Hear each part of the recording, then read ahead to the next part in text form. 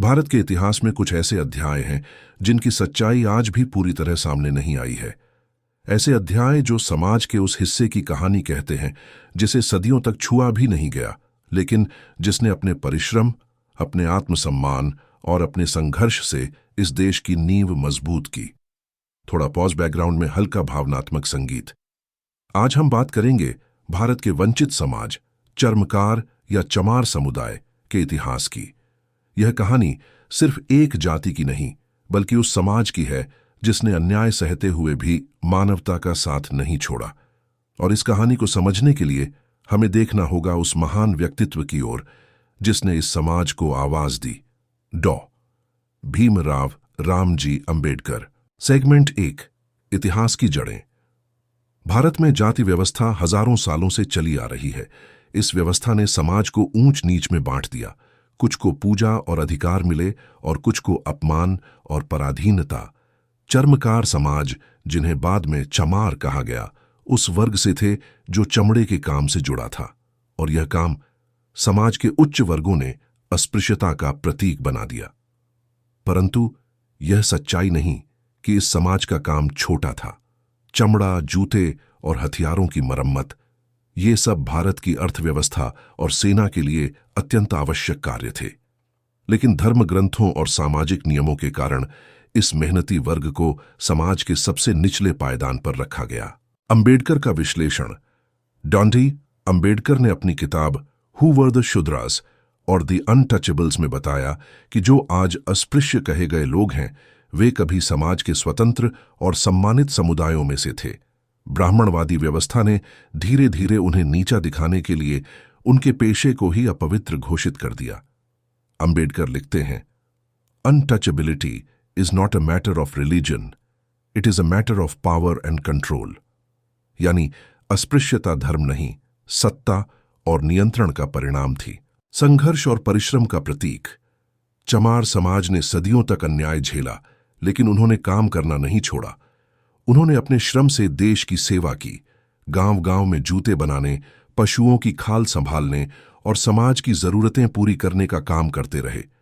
इतिहासकारों का कहना है कि इस समुदाय ने अपने कौशल से कला को जीविका बनाया, लेकिन समाज ने उस कला को नीचा समझ लिया।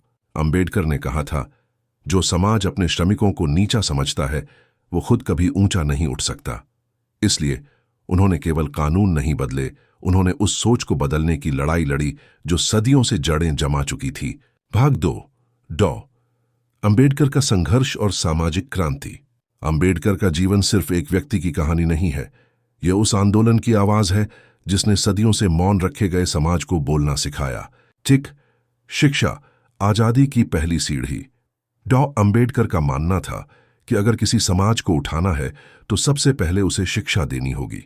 उन्होंने कहा था, शिक्षित बनो, संगठित बनो और संघर्ष करो। चमार समाज समेत पूरे वंचित समाज के लिए यह नारा एक क्रांति बन गया।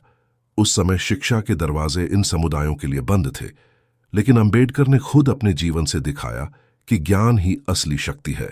उन्होंने अमेरिका की कोलंबिया यूनिवर्सिटी और लंदन स्कूल ऑफ इकोनॉमिक्स से पढ़ाई की, पर लौटकर उन्होंने यह ज्ञान सिर्फ अपने लिए नहीं बल्कि समाज के लिए इस्तेमाल किया।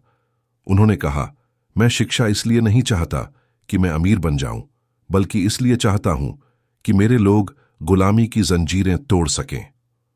2. सामाजिक समानता की लड़ाई। अंबेडकर ने देखा कि समाज में वंचित समुदायों को पानी तक छूने की अनुमति नहीं थी, मंदिरों में प्रवेश नहीं और स्कूलों में अलग बिठाया जाता था। उन्होंने इस अपमान के खिलाफ आंदोलन खड़ा किया। महाड़ सत्याग्रह 1927 में उन्होंने सबको सार्वजनिक पानी के टैंक से पानी पीने का अधिकार दिलाने के लिए नेतृत्व किया। यह सिर्फ पानी पीने का अधिकार नहीं था, यह आत्मसम्मान की लड़ाई थी। इसी तरह नासिक का काला राम मंदिर सत्याग्रह भी इतिहास में दर्ज है, जहां अंबेडकर और उनके अनुयायियों ने कहा कि भगवान सबके हैं तो मंदिर भी सबके होने चाहिए। 3. संगठन और आत्मसम्मान। अंबेडकर ने वंचित समाज को एकजुट करने के लिए कई संगठन बनाए, जैसे बहिष्कृत हितकारिणी सभा 1924 और डिप्रेस्ड क्लासेस फेडरेशन 1930। इन संगठनों का उद्देश्य था शिक्षा फैलाना, सामाजिक सुधार करना और राजनीतिक अधिकार प्राप्त करना। उन्होंने अपने अनुयायियों से कहा, हम भी इस देश के नागरिक हैं और हमें समान अधिकार चाहिए। यह विचार पूरे भारत में फैल गया। चमार, महार, वाल्मीकि, कोली और अन्य वंचित समुदायों में एक नई चेतना जागी। 4. संविधान और समानता का युग। जब भारत आजाद हुआ तो संविधान निर्माण की जिम्मेदारी डॉ. अंबेडकर को दी गई। उन्होंने वह संविधान लिखा जिसने सदियों की असमानता को कानून के जरिए चुनौती दी। उन्होंने अनुच्छेद 17 में अस्पृश्यता को अपराध घोषित किया। यह सिर्फ एक कानून नहीं था, यह इतिहास के अन्याय का अंत था। वीडियो में संविधान सभा की झलक, अंबेडकर का भाषण और भारतीय झंडा लहराता हुआ।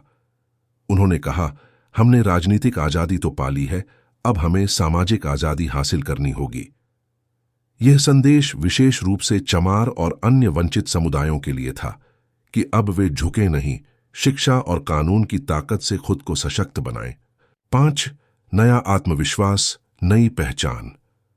अंबेडकर के नेतृत्व में चमार समाज ने खुद को अस्पृश्य नहीं बल्कि श्रमवीर और मानव के रूप में पहचानना शुरू किया। उन्होंने कहा, जो हाथ चमड़ा गढ़ सकते हैं वे इतिहास भी गढ़ सकते हैं। यह विचार हर वंचित वर्ग में आत्मविश्वास भर गया। धीरे धीरे शिक्षा, राजनीति और सामाजिक आंदोलनों में इस समाज की भागीदारी बढ़ी।